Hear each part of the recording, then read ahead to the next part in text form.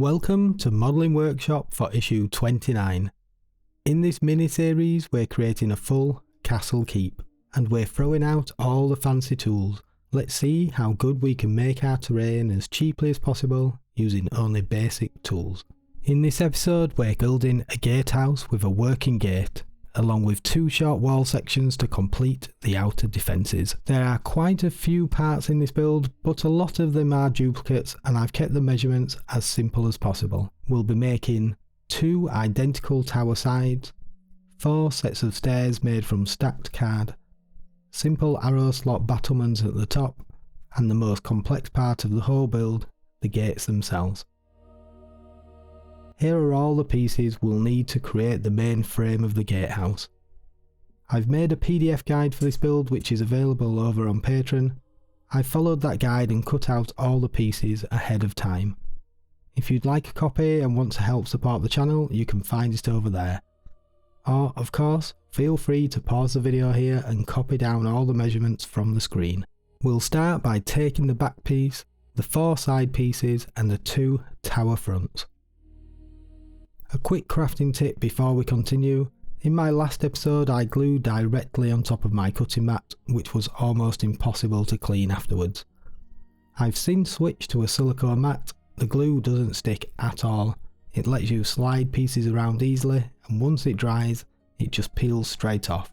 Highly recommended.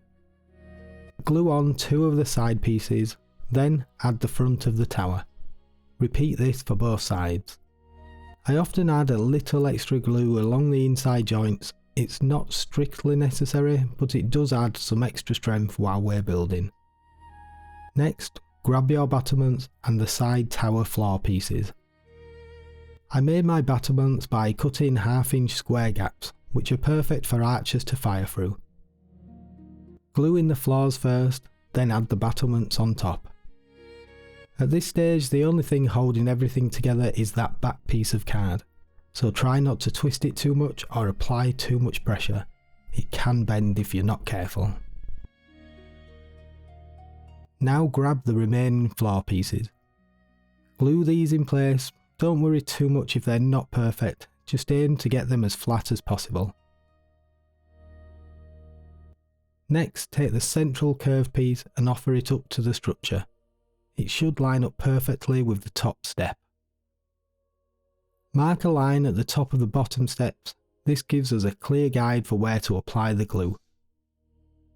Glue that piece in place, flip the model over and add glue along the sides as well. Now for the final floor piece. This is the part that really locks the entire structure into one solid unit. If your measurements are correct, it should sit perfectly level with the 3 middle floors. Glue it down and once again I add a bit of extra glue underneath for strength. Now it's time to add the gate frame. I add a small extra piece behind the frame. This stops the door from swinging forward once it's installed. Glue that onto the frame, then glue the entire frame into the structure.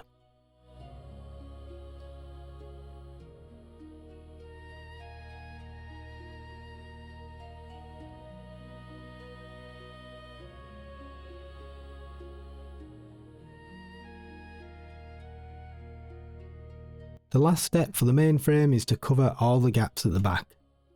I measure each gap individually and use serial box card to block them up. And with that, the gatehouse frame is complete, solid and looking great. We just need to finish this stage with 4 sets of stairs. Each set uses 6 pieces of card, glued together and then attached to the model. This gives our miniatures a clear way to move between the different levels of the gatehouse. Next I make up 2 small wall sections following the same method from the last video. I'll add a link to the top of the screen. I simply halve the width, which gives us 2 matching half walls that line up perfectly with the rest of the castle. For the brickwork I cut lots, and I mean lots, of serial box card into 1-inch by 1/2-inch rectangles. I apply a layer of PVA all over the model and lay the bricks in a classic overlapping pattern. You'll notice I leave fairly large gaps between the bricks. This is deliberate, it reads much better on the tabletop and gives clear definition to each stone. I repeat the same process on the small walls, adding the brick design and buttresses.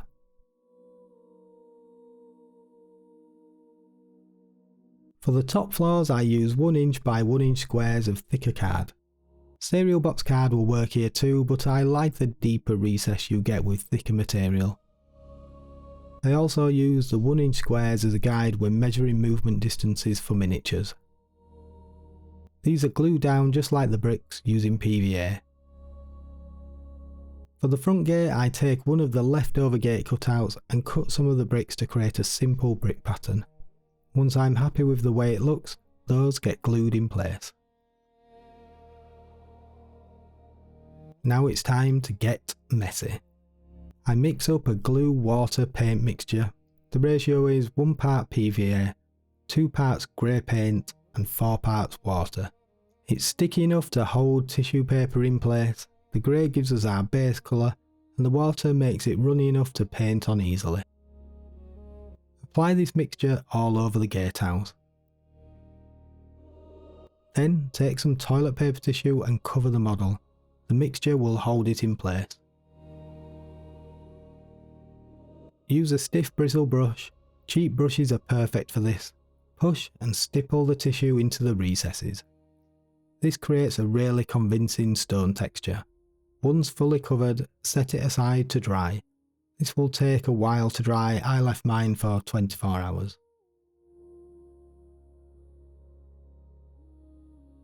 Once dry, the surface should be nice and hard. We start by highlighting all that texture we just created using a light grey paint and a makeup brush. Wipe most of the paint off and lightly dry brush over the entire model. The paint catches the raised areas, leaving the recesses dark. Simple, effective and incredibly satisfying.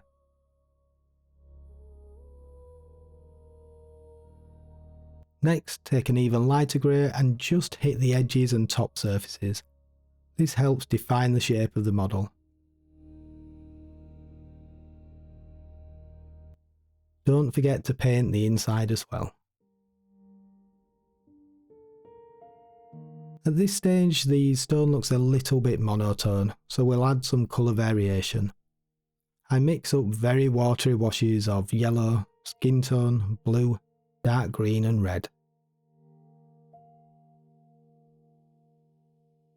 And apply these randomly across the model, letting them run into each other. They might look a little strong at first, but they dry much lighter. If you feel you've gone too far, you can always repeat the dry brush stage to knock the colour back. To add more contrast, I mix Payne's grey ink with water, but any dark paint or watered down black will work. I just happen to love the colour of Payne's grey. Paint that into the gaps between the bricks.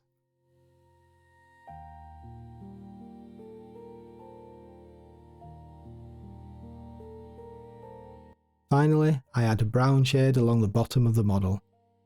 This helps visually ground the gatehouse onto the tabletop. I use contrast paint here, but any brown will work. Pre-wetting the bricks with water helps the paint flow downwards and create a smoother gradient. Now let's make a working wooden door. Normally I'd use balsa wood or lolly sticks, but for this build I want to see if we could get a convincing wood effect using only cardboard. I take a sheet of card and drag a craft knife across it to create wood grain lines.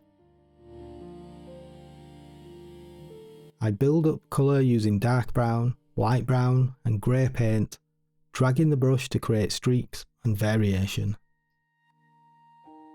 Once the paint is dry, add extra details with a craft knife and cut 1/2 inch strips.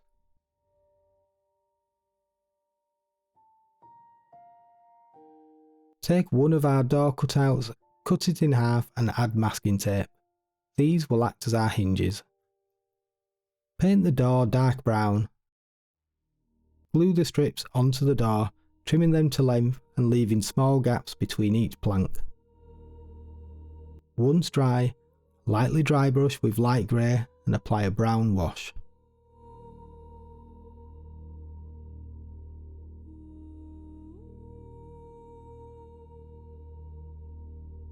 For decoration, I cut simple shapes from cereal box card and stipple on metallic paint. Stippling leaves a subtle texture that adds visual variation. Glue these onto the door, wash with Agrax Earthshade, then finish with a light metallic dry brush. To attach the door, I use square bamboo sticks. One stick is glued to the structure, then the masking tape hinge is trapped between it and the second stick. Once dry, this gives us a fully working gate. The final step is to complete the hoarding, create the hoarding shape that sits above the door, keeping the cutouts we remove. Glue a cocktail stick to the hoarding, attach it to the gate, then glue the slanted wooden pieces to the cocktail stick.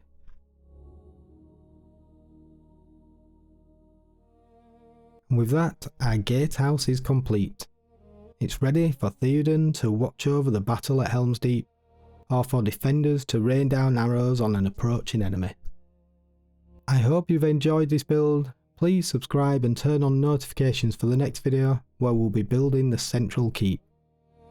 As always, thank you to everyone who likes and comments on the videos, and a huge thank you to my patrons for supporting me on this journey. The full build PDF is available over on Patreon if you'd like to support the channel and get your own copy.